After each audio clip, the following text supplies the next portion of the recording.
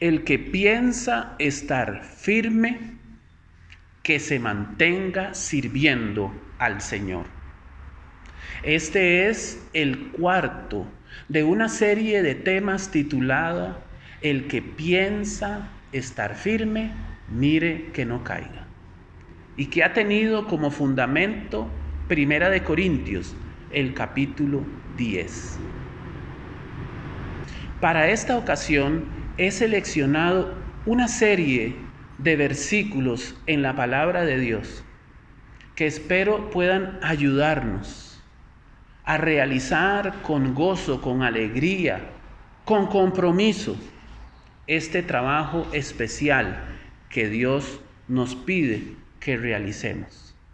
Pero antes de que empecemos nuestra lectura de la palabra de Dios, quiero invitarte para que puedas reunirte con tu familia, traer tu ejemplar de la Biblia y juntos hagamos esta oración.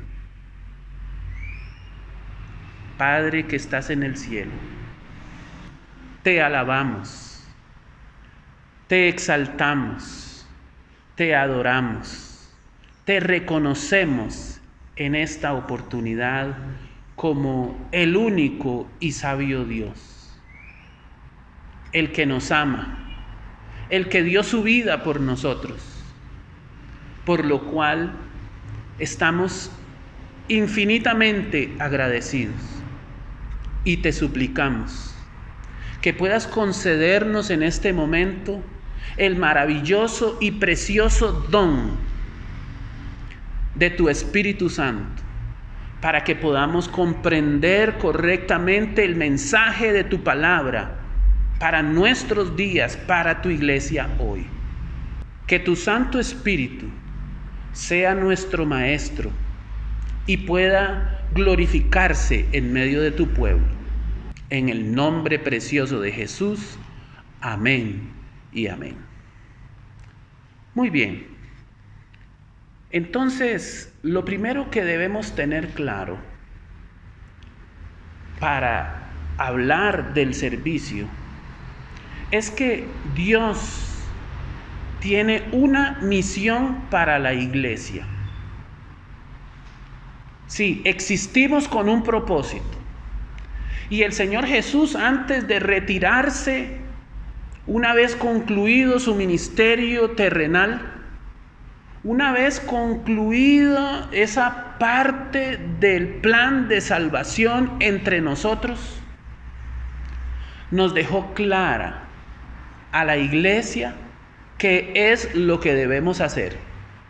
Les invito entonces a buscar en su Biblia el Evangelio de Mateo y vamos a leer allí el capítulo 28 a partir del versículo 19. Nos dice la palabra de Dios de la siguiente manera: por tanto, id y haced discípulos a todas las naciones, bautizando en el nombre del Padre y del Hijo y del Espíritu Santo, enseñándoles que guarden todas las cosas que os he mandado. Y he aquí yo estoy con vosotros todos los días hasta el fin del mundo. Es un hermoso privilegio el que Dios le ha dado a la iglesia. Y la iglesia no son estas paredes.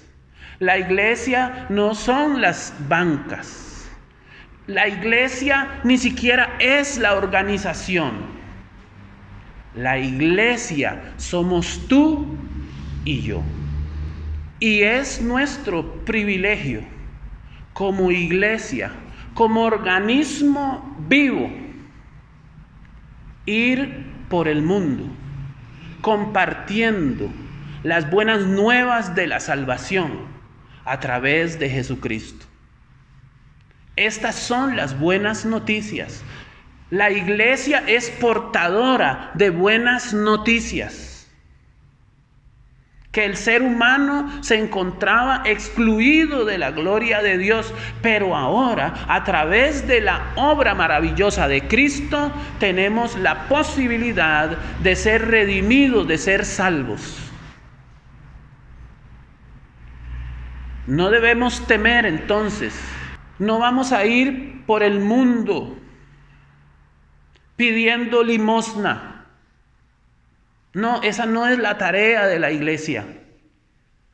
La tarea de la iglesia es comunicar buenas noticias.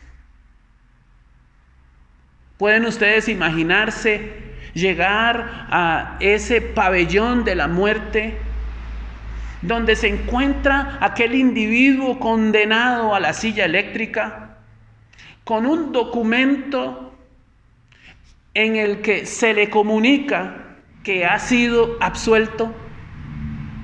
¿Cómo creen ustedes que podría sentirse esa persona al recibir tan extraordinaria noticia? ¿Cómo creen que podría sentirse el portador de esa buena noticia? Ambos felices, contentos, agradecidos. La iglesia es portadora de buenas noticias. Y no podemos detenernos en nuestra tarea y en nuestra misión de dar a conocer al mundo que está perdido y condenado a la muerte la buena noticia de que puede vivir para siempre si acepta al Señor Jesucristo como el Salvador personal, como el Salvador de sus vidas, como el liberador de la esclavitud del pecado. Pero esta tarea, extraordinaria, solemne y maravillosa tarea, es una que debemos realizar todos, sin excepción.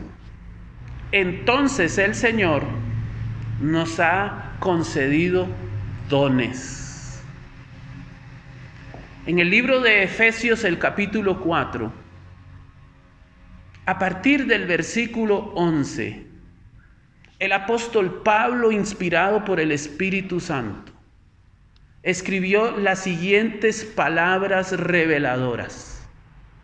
Dice el apóstol: y él mismo constituyó a unos apóstoles, a otros profetas, a otros evangelistas, a otros pastores y maestros, a fin de perfeccionar a los santos para la obra del ministerio, para la edificación del cuerpo de Cristo, hasta que todos lleguemos a la unidad de la fe y del conocimiento del Hijo de Dios, a un varón perfecto, a la medida de la estatura de la plenitud de Cristo.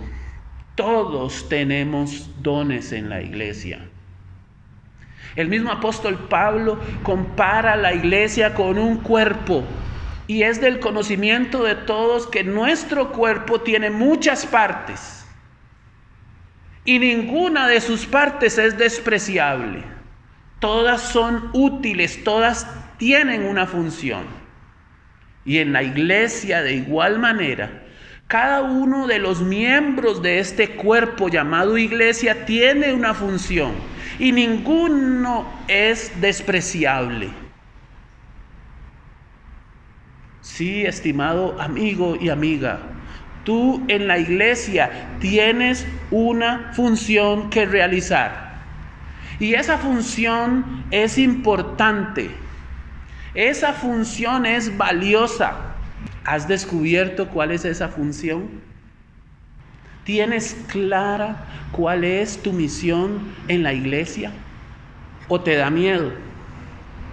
¿O prefieres estar simplemente presente, sin comprometerte? Quiero decirte en esta oportunidad que esa no debería ser nuestra actitud. Quisiera compartir un pensamiento inspirado, un pensamiento que encontramos en el libro Palabras de Vida del Gran Maestro. Palabras que deberían llamar nuestra atención al trabajo en el cumplimiento de la misión. Dice así la autora Elena de White: muchos de los que se excusan de hacer esfuerzo cristiano, presentan como una causa su incapacidad para la obra. Pero, ¿los hizo Dios incapaces? No, nunca. La incapacidad fue producida por su propia inactividad y perpetuada por su elección deliberada. El continuo mal uso de sus talentos apagará del todo para ellos el Espíritu Santo, que es la única luz.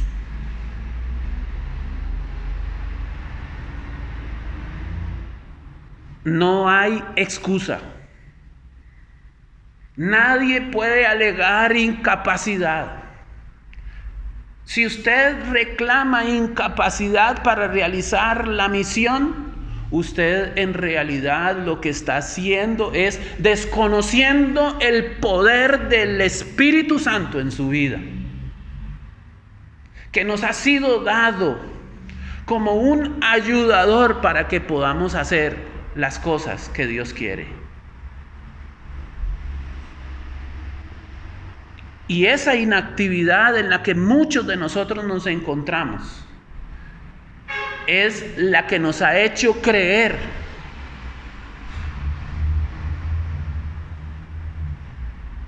que somos incapaces. Hemos utilizado los dones y los talentos que Dios nos ha dado en otras cosas. No hemos tenido claridad con respecto a lo que Dios quiere de nosotros. Y por esa inactividad y por esa forma inadecuada de utilizar los dones que Dios nos ha dado, hemos llegado a creer el engaño del enemigo de que somos incapaces y que la tarea la tienen que realizar otros. Cuando Dios está esperando que tú y yo nos pongamos en acción para que el Espíritu Santo prometido pueda efectivamente ayudarnos. El Espíritu Santo debe ser una realidad en nuestra vida, no solo como una luz que nos alumbra en el camino por el cual debemos transitar, sino también como ese poder extraordinario que ha sido puesto a nuestra disposición para realizar la obra de Dios con excelencia y con resultados. Cada uno de nosotros ha recibido un don distinto de los demás. Nadie puede decir que no ha recibido de Dios nada. Pero no podemos descuidar ese don. El apóstol Pablo advierte a Timoteo. Vayamos a primera de Timoteo, el capítulo 4, el versículo 14. No descuides el don que hay en ti. No descuides el don que hay en ti, que te fue dado mediante profecía con la imposición de las manos del presbiterio. Ocúpate en estas cosas, permanece en ellas, para que tu aprovechamiento sea manifiesto a todos. No descuides el don que hay en ti y que te fue dado.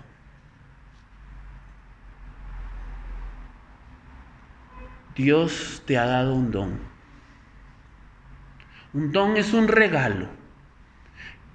Es un regalo inmerecido que no debes descuidar. Es un don por el cual deberás dar cuenta al Señor. Es un don que debe estar al servicio del cumplimiento de la misión. El mundo hoy está pereciendo en la angustia. El mundo hoy necesita de hombres y mujeres. El mundo necesita de una iglesia que esté comprometida con el proyecto divino de salvar a la humanidad. No descuides el don que Dios te ha dado. Ocúpate en hacer la obra de Dios. El otro pasaje lo encontramos en el libro de Hebreos. Hebreos, el capítulo 6, el versículo 11. Tremendas palabras del apóstol aquí. Dice así la Sagrada Escritura: pero deseamos que cada uno de vosotros muestre la misma solicitud hasta el fin, para plena certeza de la esperanza, a fin de que no os hagáis perezosos, sino imitadores de aquellos que por la fe y la paciencia heredan las promesas. En primer lugar, entonces, no debemos descuidar el don recibido.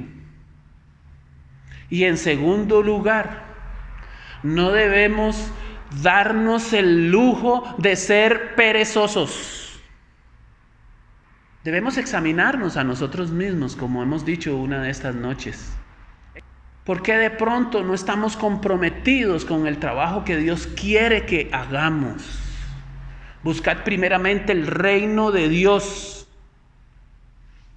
Y el reino de Dios, buscarlo y darle prioridad implica que vamos a trabajar por Él. Y al no hacerlo, nos volvemos perezosos. Y cuando usted debe salir a tocar una puerta y no lo hace un día, y no lo hace otro día, cuando se da cuenta, usted siente pereza de hacerlo. Y cada vez o cada día que pasa sin hacer el trabajo que Dios quiere que usted haga, más difícil le será realizarlo.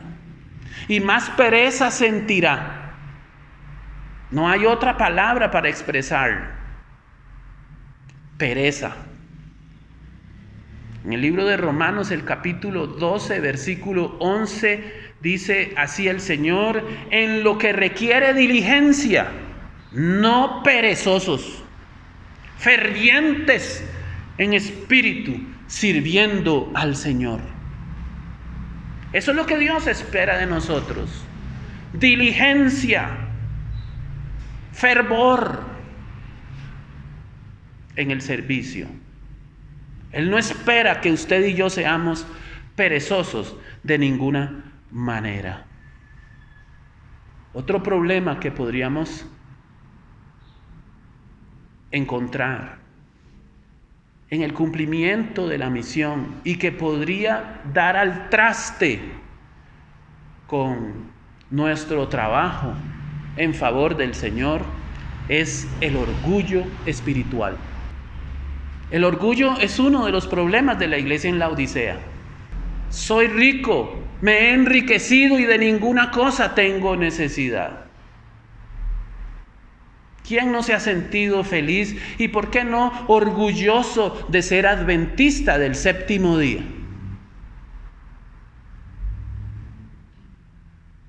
¿Quién no se ha sentido orgulloso de ser cristiano? Pero el orgullo es peligroso.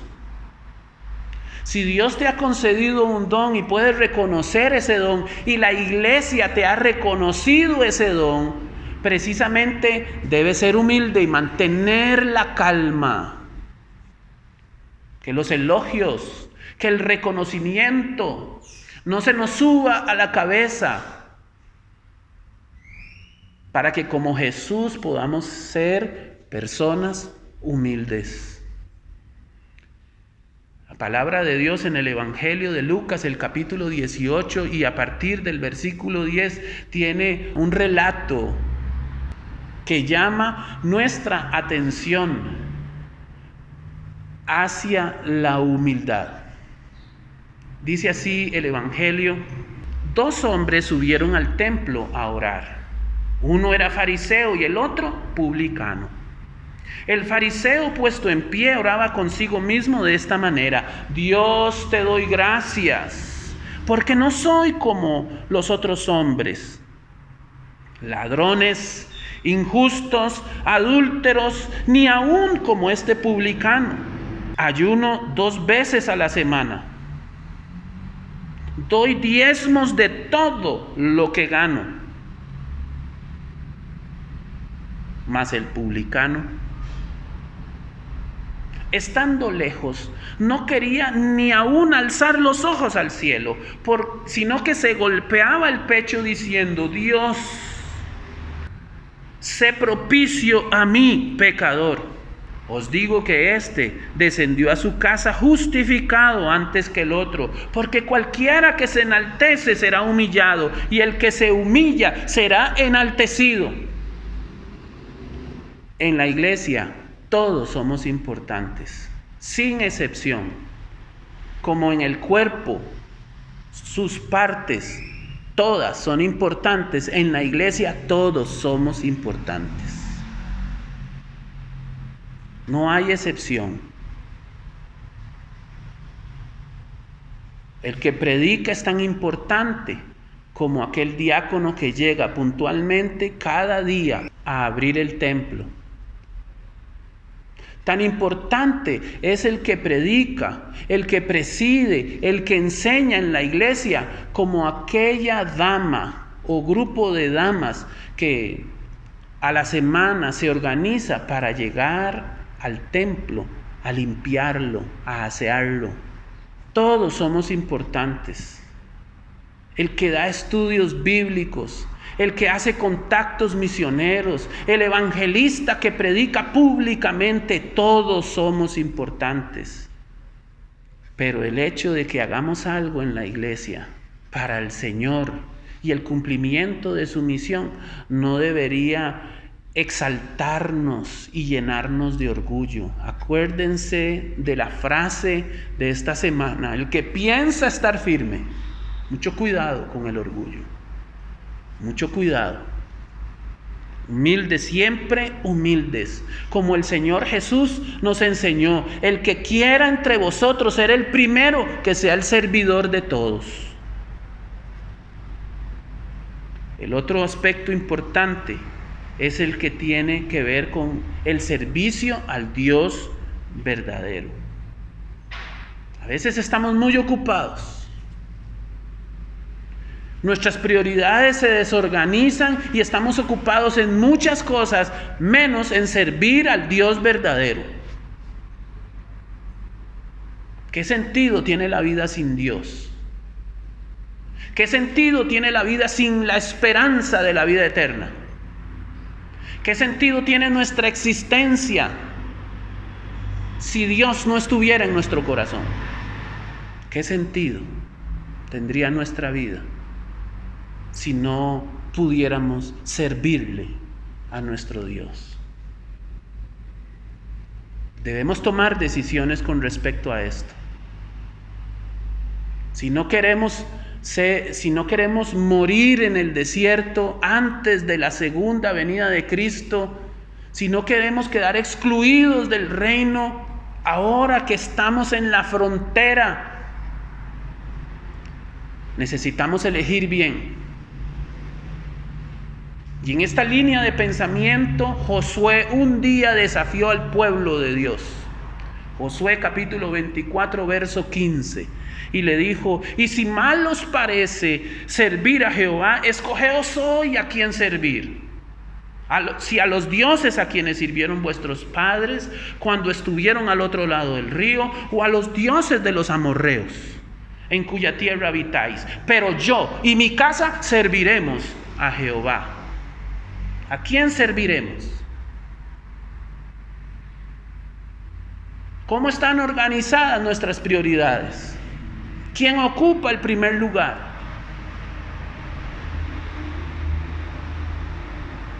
¿Cuán real es Dios en nuestra vida? ¿Es solo una referencia o es una realidad?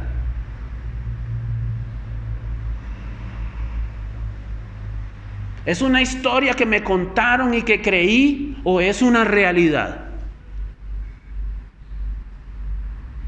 Escogeos hoy a quién servir. Queremos llegar al cielo. Todos queremos llegar al cielo. Y Dios quiere que todos estemos en el cielo. Pero no podemos olvidarnos que para estar allí necesitamos servirle al Dios verdadero. A Jehová. No hay otro. No hay otro que nos ame como Él. No hay otro que haya muerto por usted y por mí. No hay otro que haya provisto al Espíritu Santo para ayudarnos a cumplir nuestro trabajo. No hay otro que cuando estamos solos, Él está allí a nuestro lado para abrazarnos, para fortalecernos. No hay otro. Dios es bueno y te ama. Con amor eterno te he amado, dice el Señor. Por lo tanto, te prolongué mi misericordia. Quiero concluir en esta oportunidad con 2 pasajes de la Escritura que quisiera nunca olvidaras.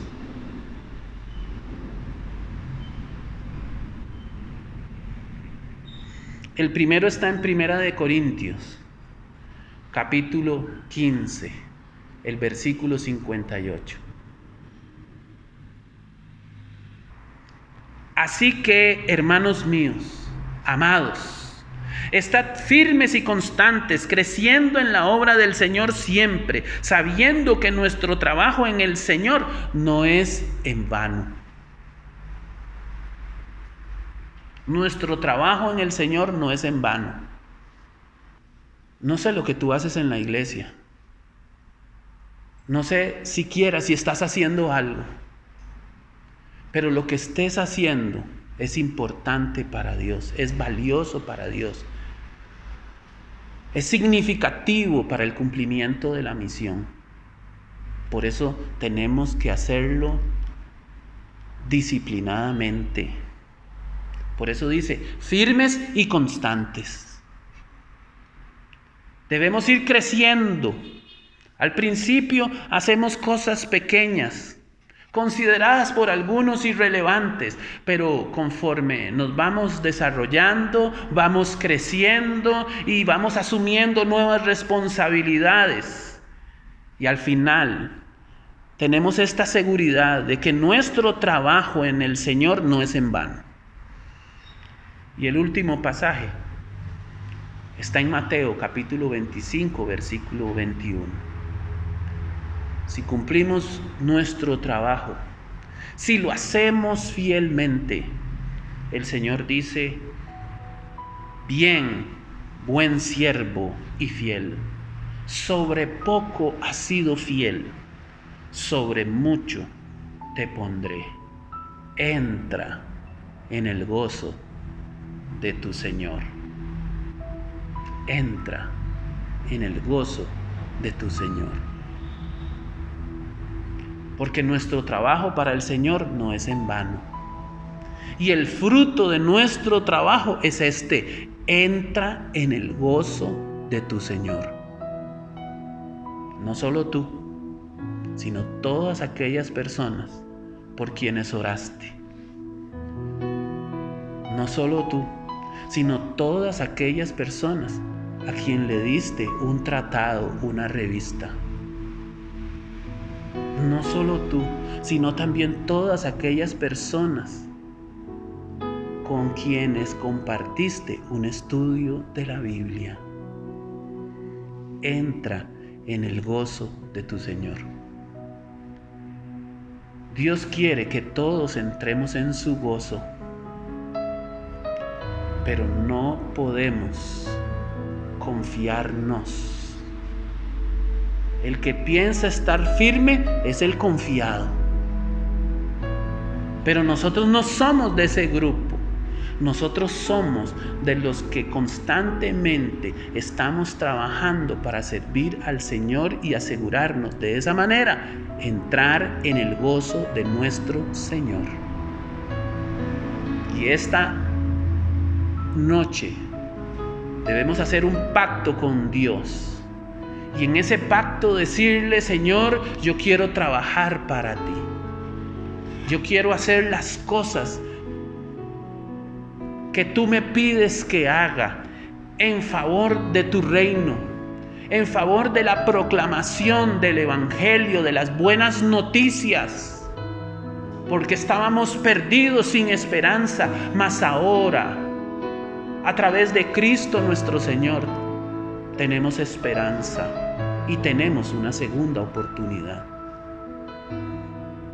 Si quieres comprometerte esta noche y hacer un pacto con nuestro Señor y decirle: yo quiero servirte, yo quiero cumplir con la iglesia la misión, yo quiero unirme a Jesús que vino a esta tierra a hacer la obra misionera, yo quiero ser parte del equipo de Jesús.